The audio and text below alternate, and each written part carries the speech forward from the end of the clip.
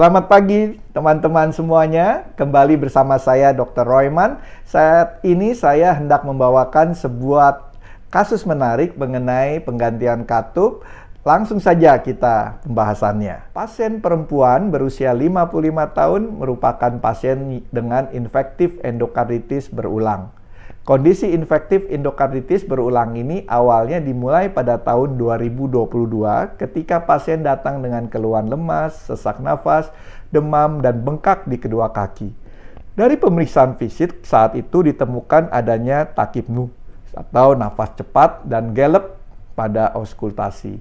Kemudian dilakukan pemeriksaan ehokardiografi pada pasien dan ditemukan adanya regurgitasi katup aorta atau kebocoran katup dan regurgitasi mitral ya, yang disebut kebocoran katup mitral yang bersifat berat atau severe. Selain itu, dari pemeriksaan lab berupa kultur ditemukan adanya Streptococcus agalactiae. Maka dari itu dilakukan algoritma pengobatan untuk endokarditis dan dipastikan sembuh melalui kultur darah yang negatif. Selanjutnya dilakukan penanganan masalah katup pasien dengan melakukan pergantian katup aortik dan repair pada katup mitral. Pemilihan katup pada katup aorta kita pilih yang bioprostetik ya, yang dari binatang. Dilakukan pada tanggal 12 September 2022. Pemberian bioprostetik dengan pertimbangan pada saat yang sama pasien juga menderita mioma uterus yang sangat besar. Ukurannya seperti orang yang hamil, 20-21 minggu. Penggunaan katup biologi ini yang membuat pasien hanya perlu rutin minum warfarin selama 3 bulan saja, sehingga dengan penghentian warfarin, operasi pengangkatan miom bisa terlaksana pada tanggal 31 Maret 2023. Namun setelah operasi pasien seringkali merasa tidak enak badan, berupa demam dengan gejala yang paling tidak dapat ditoleransi berupa mual terus-menerus hingga akhirnya pasien memutuskan ke IGD kembali. Dan dari hasil pemeriksaan fisik didapatkan auskultasi, didapatkan adanya murmur atau suara abnormal pada jantung. Karena memiliki riwayat endokarditis, pasien kembali lakukan kultur darah dan kali ini dapatkan kuman berupa Enterococcus caesaliflavus. Akhirnya dilakukan pemeriksaan TEE untuk konfirmasi dan didapatkan katup bioprotesis pada aorta mengalami stenosis dan berikut gambaran pemeriksaan pasien. Akhirnya dari hasil pemeriksaan didapatkan kelainan berupa katup aorta yang stenosis, terjadi kelainan pada katup biologisnya. Sempitnya katup dapat disebabkan karenanya kalsifikasi, hipertensi kronis dan sebagainya, dan adanya juga kebocoran atau regurgitasi. Jadi kemampuan katup yang tidak dapat bisa menutup.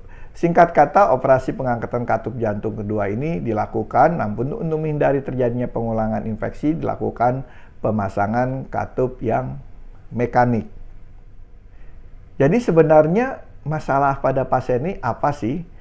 Nah, kalau saya tadi menceritakan kasus ini, sebenarnya poin yang saya ingin tekankan adalah pada kasus ini adalah endokarditis atau infeksi pada lapisan dalam jantung atau endokardium yang umumnya disebabkan oleh bakteri atau mikroorganisme lainnya. Infeksi ini dapat mempengaruhi katup jantung karena katup jantung terletak di dalam jantung dan terdiri dari jaringan yang mirip dengan jaringan pada endokardium. Proses patofisiologi endokarditis pada katup jantung dimulai ketika bakteri atau mikroorganisme lainnya menempel pada permukaan katup jantung yang sudah rusak atau bermasalah. Biasanya katup jantung yang sehat memiliki permukaan halus, namun jika terjadi kerusakan pada katup jantung, maka bakteri atau mikroorganisme lainnya dapat lebih mudah melekat pada katup jantung. Setelah melekat pada katup jantung, bakteri atau mikroorganisme lainnya mulai berkembang biak dan membentuk vegetasi yang terdiri dari bakteri, sel darah putih, dan fibrin. Vegetasi ini dapat berkembang menjadi masif dan dapat mengganggu fungsi normal katup jantung. Selain itu, bakteri atau mikroorganisme lainnya dapat merusak jaringan katup jantung sehingga katup jantung menjadi bermasalah dan tidak dapat bekerja dengan baik. Hal ini dapat menyebabkan kelainan pada aliran darah di dalam jantung, seperti aliran darah yang tidak lancar, penggumpalan darah, dan kebocoran katup jantung. Kerusakan pada katup jantung setelah operasi juga dapat menyebabkan masalah pada sirkulasi darah yang dapat memperlambat aliran darah dan meningkatkan risiko pembekuan darah dan pembentukan gumpalan darah. Hal ini dapat menjadi sumber emboli, yaitu ketika gumpalan darah atau debris dari katup jantung yang rusak melepaskan diri dan masuk ke dalam aliran darah dan dapat menyumbat pembuluh darah yang lebih kecil. Hal ini dapat mengganggu sirkulasi darah yang normal dan menyebabkan kerusakan organ atau bahkan kematian. Endokarditis setelah operasi katup jantung juga dapat memperburuk kerusakan pada katup jantung. Jika bakteri atau mikroorganisme lainnya menempel pada permukaan katup jantung yang sudah rusak atau bermasalah, maka infeksi dapat memperparah kerusakan pada katup jantung dan mempercepat timbulnya masalah pada katup jantung. Oleh karena itu, penting bagi pasien yang telah menjalani operasi katup jantung untuk memperhatikan gejala endokarditis dan mengambil tindakan pencegahan yang tepat. Pasien harus memperhatikan gejala seperti demam, lelah, sesak nafas, dan batuk, serta menjaga kebersihan mulut dan gigi dengan baik. Pasien juga harus mengikuti jadwal pemeriksaan kesehatan dan menjalani pemeriksaan rutin dengan dokter untuk memantau kondisi kesehatan dan mencegah terjadinya komplikasi.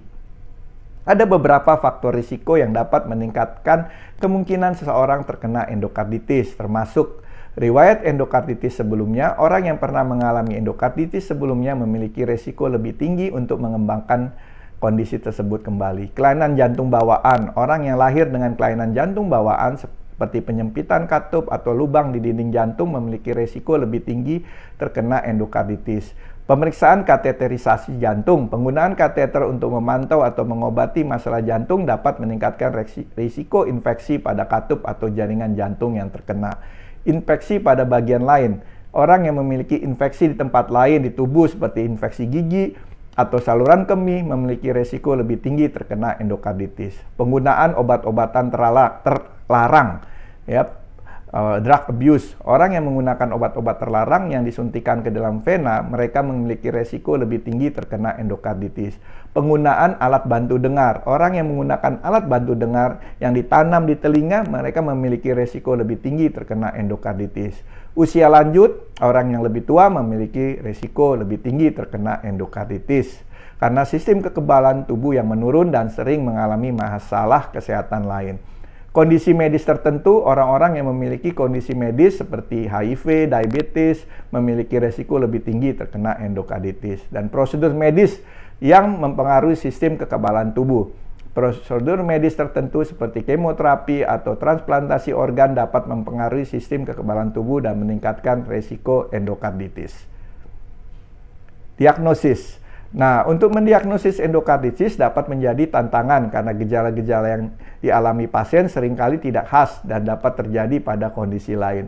Namun beberapa langkah yang dapat dilakukan dalam mendiagnosa endokarditis adalah riwayat kesehatan dan pemeriksaan fisik, khususnya apakah pasien mempunyai riwayat kesehatan dan juga gejala-gejala yang dialami dan faktor risiko yang dimiliki. Selain itu juga dokter juga akan melakukan pemeriksaan fisik untuk mencari tanda-tanda seperti demam, denyut nadi yang cepat, bising jantung, dan bengkak pada pergelangan kaki. Tes darah, dokter akan melakukan tes darah untuk mencari tanda-tanda infeksi dan untuk melihat adanya perubahan dalam jumlah sel darah putih atau tingkat CRP dan sedimen darah. Tes darah juga dapat menentukan jenis mikroba yang menyebabkan infeksi. Ehokardiografi, kita bisa melakukan pemeriksaan ekografi dengan gelombang suara untuk membuat gambar jantung. Tes ini dapat membantu dokter melihat adanya perubahan pada katup jantung atau dinding jantung dan untuk melihat adanya bekas luka atau abses atau ada dua jenis ehokardiogram yang pada saat ini yaitu transesophageal ehokardiogram yang dimasukkan melalui esophagus memiliki sensitivitas yang lebih tinggi dan transtorakal ehokardiogram yang melalui dada dari luar yang dilakukan melalui dinding dada. Dan kalian tahu nggak kalau di Banten sendiri memang ehokardiogram ini sangat jarang sangat sulit. Kita di Siloam Livo Village kita mempunyai sehingga banyak diagnosa yang tidak akurat kalau tidak dilakukan TEE. Pemeriksaan radiologi lainnya selain ekokardiogram juga dilakukan CT scan atau MRI. tes urin untuk mengetahui adanya infeksi di saluran kemih, kultur darah. Jika infeksi terdeteksi pada tes darah, dokter akan mencoba menumbuhkan bakteri atau mikroba yang menyebabkan infeksi dalam kultur darah untuk mengidentifikasi jenis bakteri atau mikroba yang menyebabkan infeksi.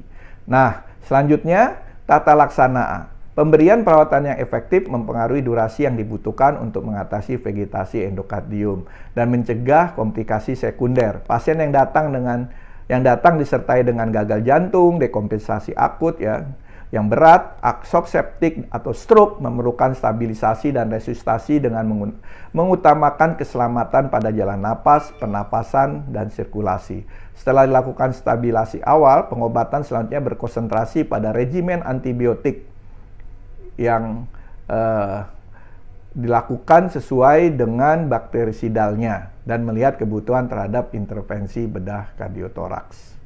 Kalau lebih lengkapnya bisa dilihat di tabel berikut.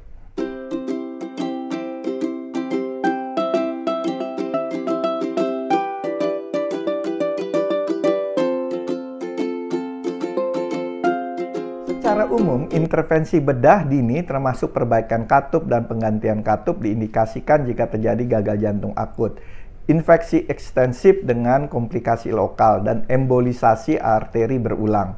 American Heart Association dan ACC juga merekomendasikan perawatan bedah dini sebelum selesainya pemberian antibiotik awal jika terjadi blok atrioventrikular terkait, akses paravalvuler atau adanya lesi infiltratif destruktif. Pencegahan dan pengobatan kejadian emboli berulang merupakan dorongan utama untuk intervensi bedah.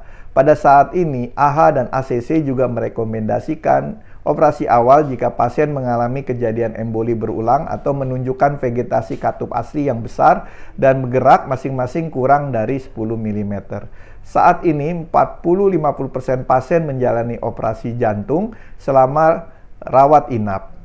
Mortalitas pembedahan pada IE sangat bergantung pada indikasinya. Di antara pasien yang membutuhkan pembedahan darurat atau mendesak, shock septic, tanda-tanda infeksi yang persisten, dan gagal ginjal merupakan prediktor kematian. Pasien-pasien dengan indikasi pembedahan yang tidak dapat dilakukan karena risiko pembedahan tinggi memiliki prognosis yang paling buruk. Prognosis atau perkiraan keberhasilannya atau tingkat kematian di rumah sakit pasien dengan IE bervariasi dari 15% sampai 30%. Identifikasi cepat pasien dengan risiko kematian tertinggi dapat memberikan kesempatan untuk mengubah perjalanan penyakit, yaitu operasi darurat atau mendesak, dan meningkatkan prognosis. Prognosis pada IE dipengaruhi oleh 4 faktor utama.